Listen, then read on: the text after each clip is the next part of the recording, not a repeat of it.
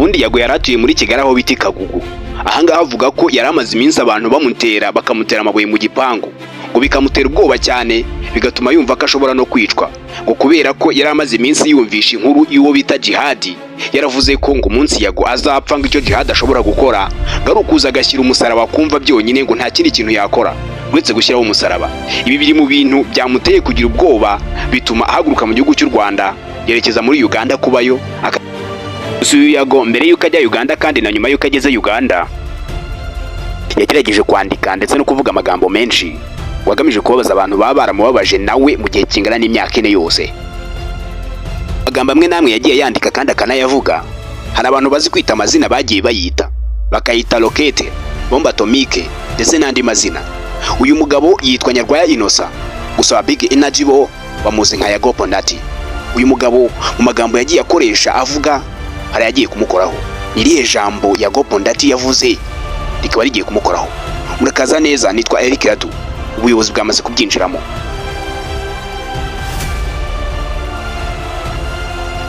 Ndetse inyandiko zagaragaye ku mbuga nkoranyambaga by'umwihariko Twitter, uyu Yago Pondati yanditse avuga ko ahunze asezeye u Rwanda, ahunze agatsiko k'abantu bakeya yewe banashatse kumwica. Uyu Yago Pondati mu minsi mike ishize yicaye ku gitangazamakuru cye gikomeye gifite abantu bagikurikira benshi basaga 600, afata amasaha arenga 2 agaragaza buri muntu wese utarigeze umubanira neza igihe yari ari muri showbiz nyarwanda. Ahangaha yagarutse ko bita M Irene, Murungisabe, Bruce Melody, Titi Browning ndetse n'aba. Ubwo Nyarwaya Innocent yagaragazaga buri kintu cyose yagiye apfa na bamwe twavuze ruguru, yakoze icyo twakwita gusya utanzitse. Uyu Nyarwaya Innocent ntabwo yatinye kuvuga ko Bruce Melody ahora mu bapfumu kugira ngo imiziki ibashe gutera imbere. Nta nubwo yatinye kuvuga ko Murungisabe ari gusenya imiryango y'abantu. Hari impanga yagarutseho agaragaza ko Murungisabe ari kuzikoramo akazi.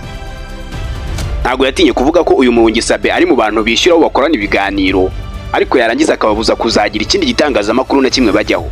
By'umwihariko Yago TV Show yababuzaga kuba bayijyaho. Ibi byasobanuwe n'uyu mugabo.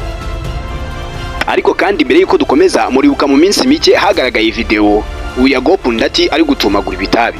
Ntago tubizi niba ari Super Deep yari ari kunywera muri kiriya gipapuro cyangwa se ibindi, ariko ikigaragara cyo yari afite igipapuro kizingazinze bigaragara ko ari kunywa itabi.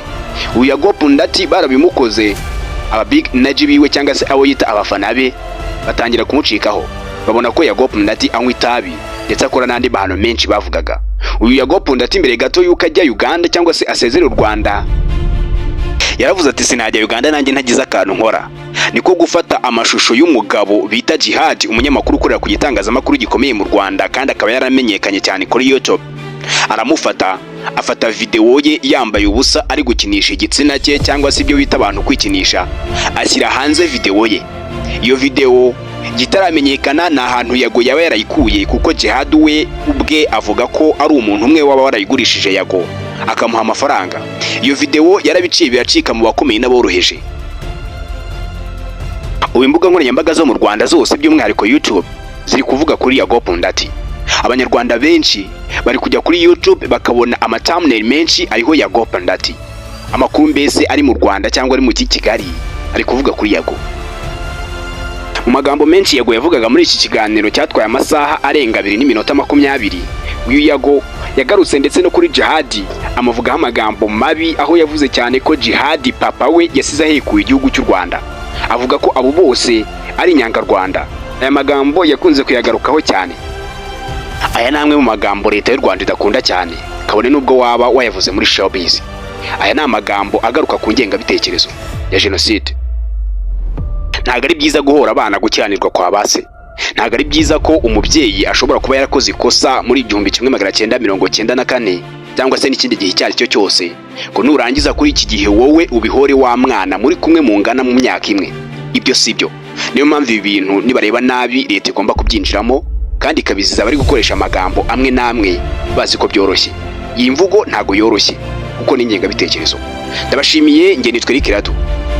Niba ukunda Udushya Kingdom nizeye ko wakoze subscribe. Murabeho.